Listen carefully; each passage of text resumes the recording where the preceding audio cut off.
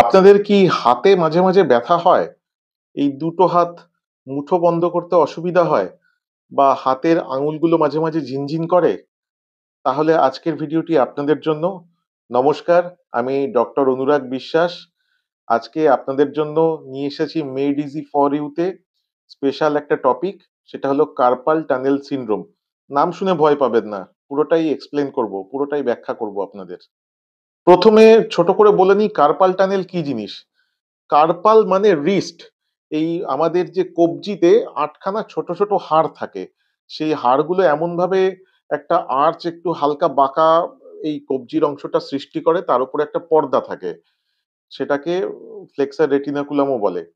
এই পর্দা আর ওই হাড়গুলো মিলে একটা সুড়ঙ্গ তৈরি করে, সুড়ঙ্গ মানে টানেল।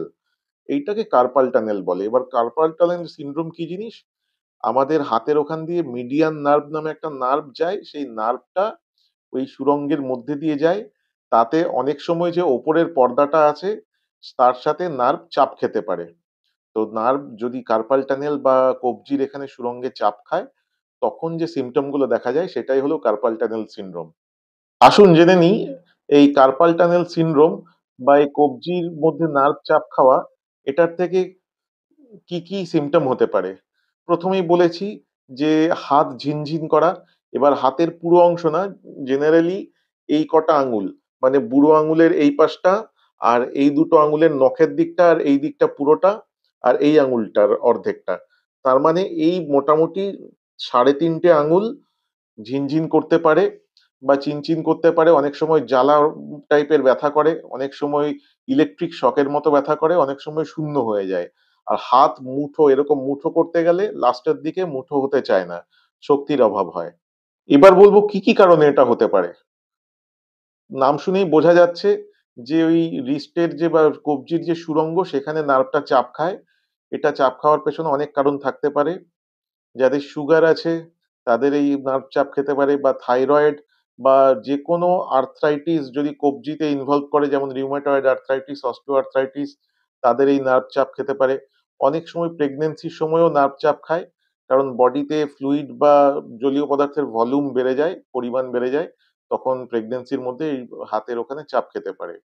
তাছাড়াও যাদের কবজি ঘুরিয়ে ঘুরিয়ে নানা রকম কাজ করতে হয়, যেমন ধরুন যারা রান্না করে তাদের খুন্তি নাড়তে হয় বারবার, বা যারা হয়তো ক্রিকেট খেলে বা এই টাইপের কোনো খেলার সাথে যুক্ত, বা যারা কম্পিউটার টেবিলে বসে মাউস টেপেন অনেকক্ষণ ধরে, তাদেরও এইসব হাতে এইখানে নার্ভটা চাপ খেতে পারে।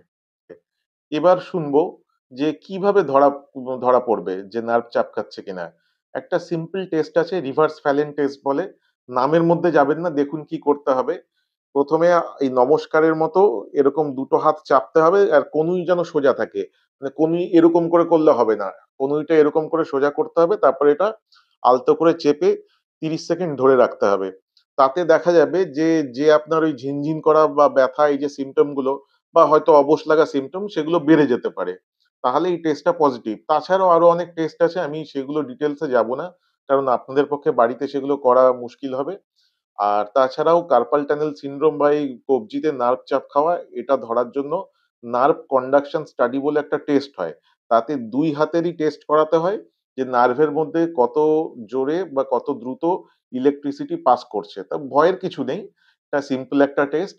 তাতে বোঝা যাবে যে হাতের যে নার্ভটা আছে সেটা কবজির ওখানে চাপ খাচ্ছে কিনা। অনেক হলো বাকি আলোচনা, এবার সরাসরি আসবো। এইটা যদি হয় তাহলে কি করতে হবে।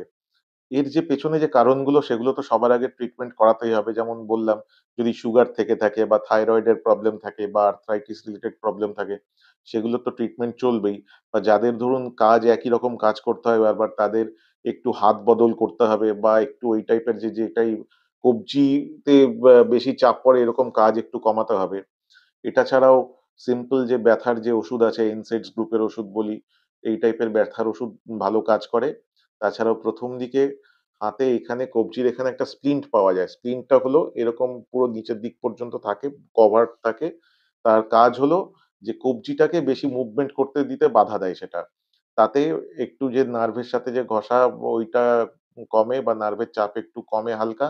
তাতে একটু বেটার ফিল হয়। কিন্তু অনেক সময় সিভিয়ার কেসে যাদের অনেকটাই নার্ভের চাপ আছে তাদের ওটাতেও হয় না। তাদের ক্ষেত্রে অন্যান্য অনেক উপায় আছে। ধরুন ওষুধ খেলেন, তার সাথে ওই যে স্প্লিন্ট বললাম যে হাতে পড়ার মতো পট্টি টাইপের ওটাও পড়লেন। আর সাথে কিছু ব্যায়ামও আছে ফিজিওথেরাপি সেগুলোও করলেন। কিন্তু তারপরেও দেখা গেল যে আরাম পেলেন না। তখন কি করবেন? অনেক সময় আরাম না পেলে মডারেট কেসে আমাদের কার্পাল টানেল এর ওখানে ইনজেকশন দেওয়া হয় নার্ভের পাশে। সেটা জেনারেলি স্টেরয়েড জাতীয় ইনজেকশন দেওয়া হয়। তার সাথে অনেক সময় অবশ করার মতো অ্যানাস্থেটিক ওষুধও দেওয়া হয়। এবার এই ইনজেকশনটা দিলে কিছুদিনের মধ্যেই বেশিরভাগ ক্ষেত্রে আরাম দেখা যায়। আবার আরেক রকম ইনজেকশন আছে সেটা হলো অনেক সময় যে ওই যেটা সুড়ঙ্গ বললাম তার উপরের দিকটা একটা পর্দা টাইপের থাকে। সেই পর্দার সাথে নার্ভের যে চাপা অংশটা সেইখানটায় ওষুধ ঢুকিয়ে ওটার নাম হলো হাইড্রোডিসেকশন মানে পর্দা থেকে নার্ভটাকে সেপারেট করা হয়, আলাদা করা হয়।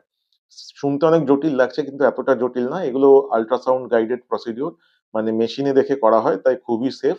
এই দুটো করলেই বেশিরভাগ ক্ষেত্রে আর কিছু করার দরকার হয় না। মানে নার্ভের চাপটা কমে যায়, সিম্পটম কমে যায়। একদম আগের মতো ফিরে পেতে পারেন যে ঝিনঝিন করা এগুলো চলে যাবে সবকিছু। ঠিক আছে?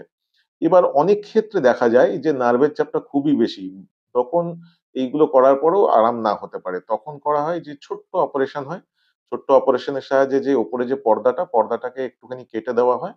তাতে যে ভেতরের যে প্রেশার সেটা রিলিফ হয় বা নার্ভের সাথে যে চাপটা সেটা ছাড়ানো হয় নার্ভের সাথে পর্দাটা।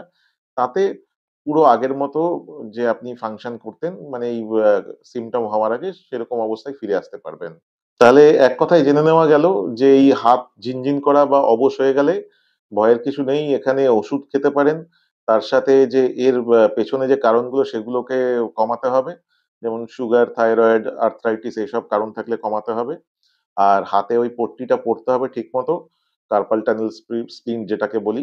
এবার এইসব করেও না আরাম হলে তখন ইনজেকশন দেওয়া যেতে পারে। আর ইনজেকশনেও যখন আরাম হয় না অনেক সময় সিভিয়ার কন্ডিশনে তখন ছোট্ট সার্জারি করতে হয়। তারপরে ফুল রিকভারি হয়ে যায়। তাহলে না ঘাবড়ে অবশ্যই ডাক্তারবাবুর কাছে আসবেন। তবে হ্যাঁ, এই আঙুলে ঝিনঝিন করলেই আবার ভেবে নেবেন না যে কার্পাল টানেল সিনড্রোম বা এই রিস্টে নার্ভ চাপ খাচ্ছে।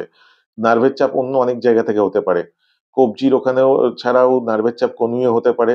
তাছাড়া ঘাড়ে এখানে নার্ভ চাপ খাওয়ার থেকেও এই প্রবলেম হতে পারে।